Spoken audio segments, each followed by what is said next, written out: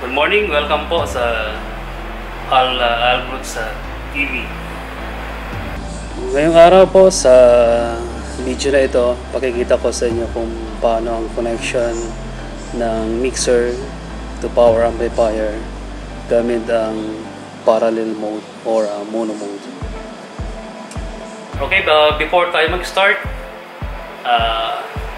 para po sa mga hindi pa subscriber, paki-subscribe na po yung channel ko. Maraming salamat sa magsusubscribe. Then bell all na lang po para sa susunod na video updated po kayo. May notification galing sa YouTube.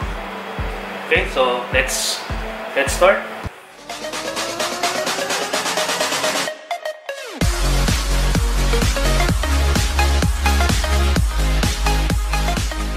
Okay, so into this video gagamitin ko yung power amplifier, yung Martin Roland. Hindi ko lang alam kung available sa Pilipinas, pero halos lahat naman ng power amp, pare-pareho lang naman yung setting sa likod. Okay, so kunting briefing lang sa power amp na gagamitin ko. Itong power amp na gagamitin ko is ito yung modelo niya, BA301. Kung mapapansin nyo sa specification ng BA301 ko, meron tayong 8 ohms, 4 ohms, 2 ohms, and 8 ohms sa bridge output. So, ibig sabihin nito, ang power o wattage ng power amp nag-a-adjust depende sa load. Depende sa total impedance ng speaker system na una nakakabit. So, check lang natin yung ngayon yung front panel ng power amp. Isusong ko na to para makita nyo. Okay.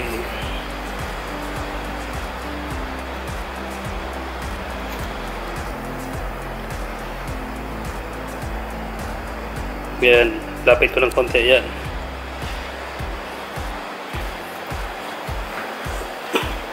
So ito yung power amplifier ko. Ang maximum wattage niya is sa 2 ohms is 600 by 2. 600 watts by 2. So around 1,200 maximum power output. So okay. So ito yung front panel ng BA301 ko. Ito yung control knob nung left channel, ito yung sa right.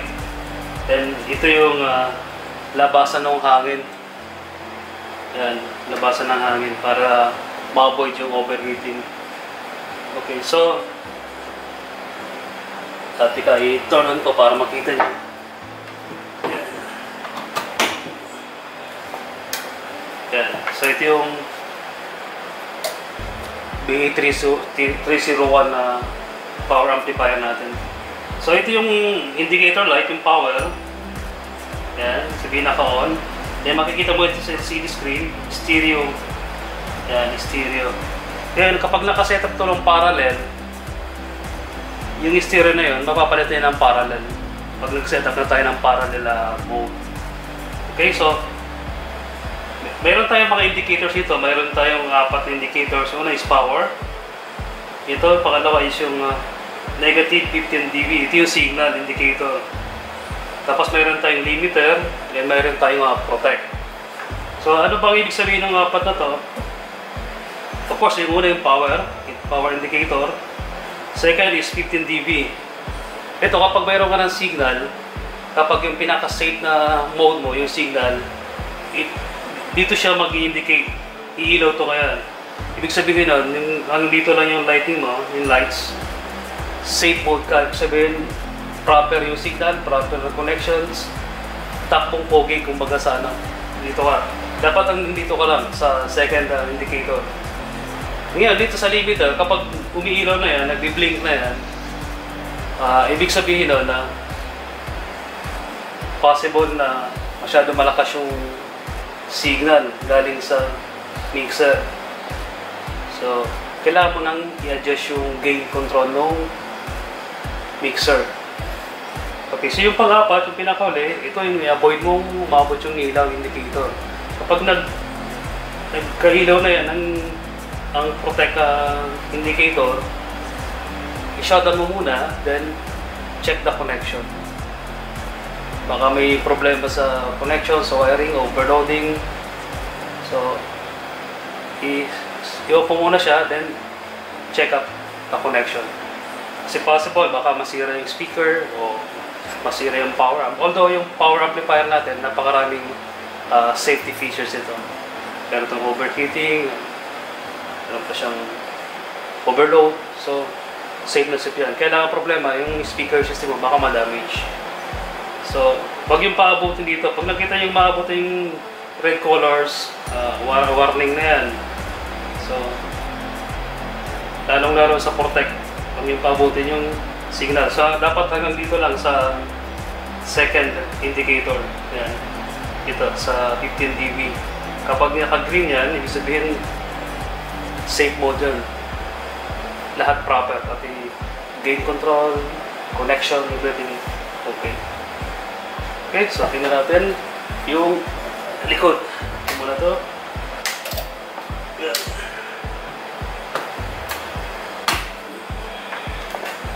Mabigat to.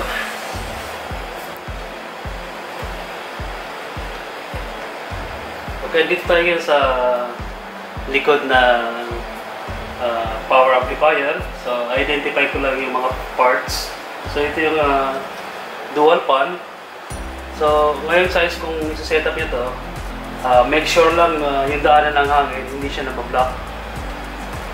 Maglagay kayo ng space para yung hangin pumapasok dito sa may hingot niya pag yung maharangan to. Yung para sa cooling system ng mga spare parts sa loob. Yung lumalabas sa harap yan. Ngayon, identify na natin yung mga terminals, yung mga ports, saka inputs. So ito yung part ng input. Yan. Input A, input B. Itong channeling socket, ang purpose ito para sa another extra amplifier. Kung gusto mo magandang additional amplifier, dito ka kukuha ng signal sa channel 1 link socket. Okay, so ito naman yung input ng channel 1, input ng channel 2. Tapos andito naman yung makikita nyo rito yung ground. Ang purpose ito, let's say may naririnig kayo na parang noise, ingay dun sa mga nakakabit na speaker or humming. Ang purpose ito para ma-minimize nung ampli yung ganung humming sounds o noise. So, kailangan mo siyang i-turn on yung ground. Tapos andito tayo sa mode. Ito yung bridge mode, stereo, and parallel. Ito yung sa baba, yung limiter. Ito naman yung limit ng signal na pumapasok galing dun sa sources. Let's say, sa player or sa TV output. Let's say nagkaroon ng malfunction o masyadong malakas yung signal, para safe pa rin siya dito sa power amp. Itong limiter, suggested to turn on. I-on mo siya para safe yung input na pumapasok dito sa system natin sa power amplifier. So, input sensitivity. Yan. Meron tayong 0.775 volts, 1 volts, o 1.4. Ito yung input signal. Sensitivity, ito yung signal. Okay? Okay, so sa pinakabandang baba, ito yung filter ng 100 Hz. So ito makikita niyo, may ito tayo sa woofer, full range, and satellite. Okay, so kung gagamitin niyo itong power amp para sa mag-drive ng subwoofer, yung proper selector niya, ilalagay ito sa subwoofer para yung output ng power amp is dedicated for low signal para dun sa subwoofer.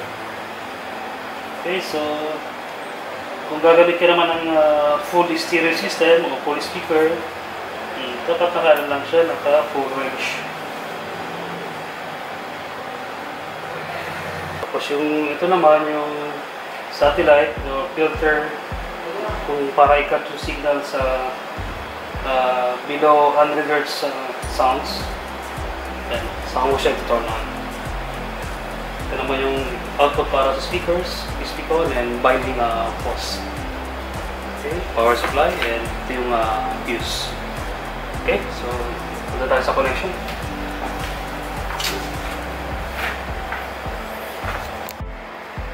Okay, so sa demonstration na ito, gagamit ako ng dalawang 8 ohms speaker system. Isang pares. Dalawang piraso. 8 ohms.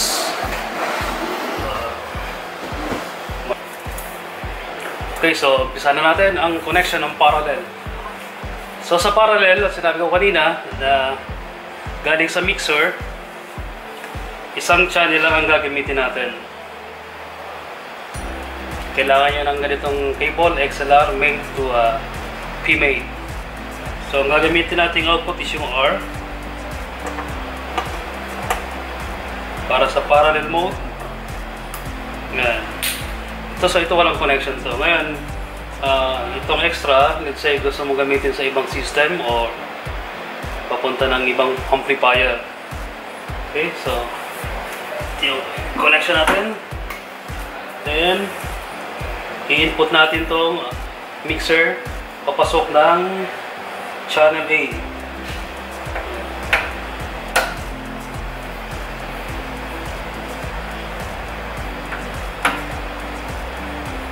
Kita nyo sir, connection galing sa R output, papasok siya ng in. Kung sa normal stereo mode, sa stereo, kailangan nyo pa ng L, papasok tayo ng isang connection papunta ng channel B. Yan yung para sa stereo mode. Ngayon sa parallel mode, isang wire lang, isa lang. R output, papasok ng channel A. Yan.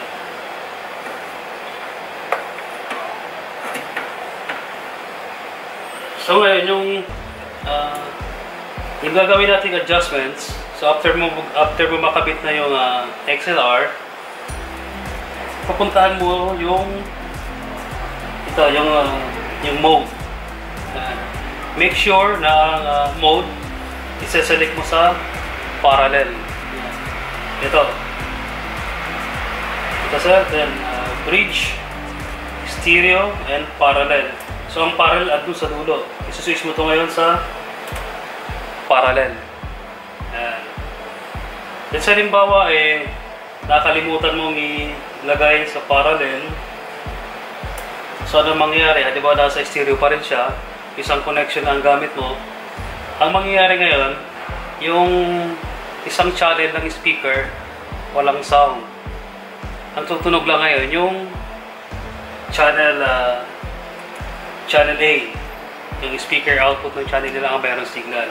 Ngayon, pag sinelect natin itong parallel, pag pinalagay sa parallel, o yung tinatawag nilang mono mode, isang signal ang gagawin ng power amp, yung isang signal na galing sa mixer, sa loob, ipoprocess na yun, i-divide niya ngayon sa dalawa. So, mangyari ngayon, in one, yung power amp, i-divide sa 2 signal, ipo-forward na ngayon sa dalawang speaker. So, ibig sabihin nun, gagana both ng speaker terminal. Dalawa. Left and right gagana. So, ganun yung parallel mode. Okay sir, naintindihan? O, isa pa. So, ulitin natin isa pa. Okay. So, sa parallel mode, ayan, sa parallel mode, ang signal galing sa mixer na isang signal lang, yung right channel signal, pag naka-parallel mode na yung power amp, ang power amp ipoprocess na yun para yung one signal divide sa 2. So, ibig sabihin nun, dalawang speaker ang gagana, dalawang speaker terminal, yung channel A and channel B. So parang stereo pa rin yung output. So ibig sabihin nun, yung power, let's say yung power ng amplifier is, ito is 350 per channel sa 8 ohms. The single magko-combine yun, then i-divide nyo pa rin sa 2 channel. So dalawang channel ang gagana. So yung sinasabi natin parallel mode. Okay?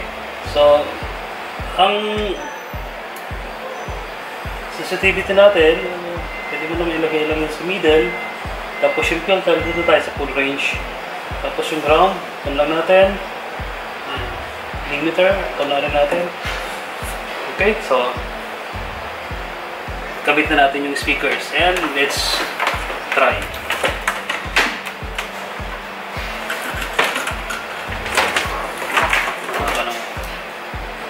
Gamitin kong terminal is yung binding post.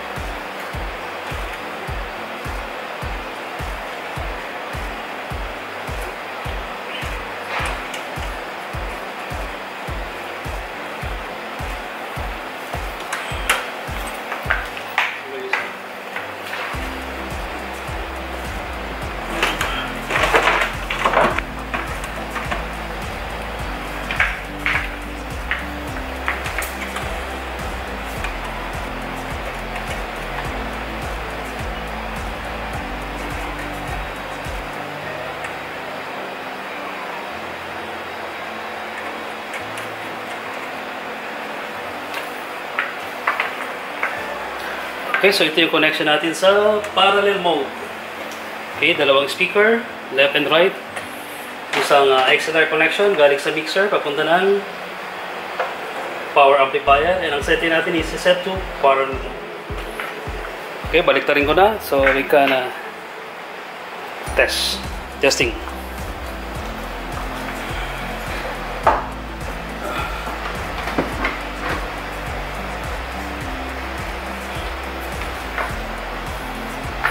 Okay, let's start.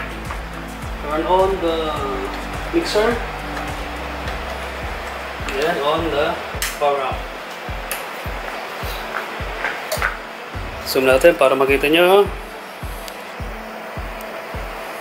Yeah.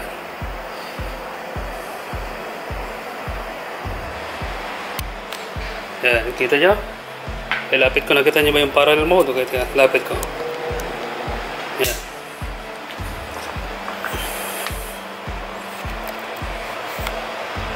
Yeah, kita nyo? Yan yung parallel A. So, naka-mono mode tayo. Parallel. Nakikita nyo ito, mayroon pa siyang temperature. Yan. Kaya sa parallel mode, yung dalawang control knob, gagana pareho yan. Left and right. Okay, try na natin ang ating setup. So, naka-parallel mode tayo mga sir, or mono mode. Gagamitin ko ngayong player, yung aking mobile phone. Ito yung Vivo Y12s. So, try lang tayo ng music sa YouTube. Okay. So, mapapansin nyo, sir, yung natin, power amp, dun sa LCD screen niya, naka-indicate yung parallel mode. 20, ito yung meron pa siyang temperature. Makikita nyo yung temperature ng power amp natin. 24 degrees. So, okay na okay. So, naka-on na yung mixer. Okay, naka-play na yung music ko. Increase tayo ng music sa main mix, sa mixer. Adjust tayo ng volume dito sa channel 1 and channel 2. Then, increase ako rito sa channel A ng power amp.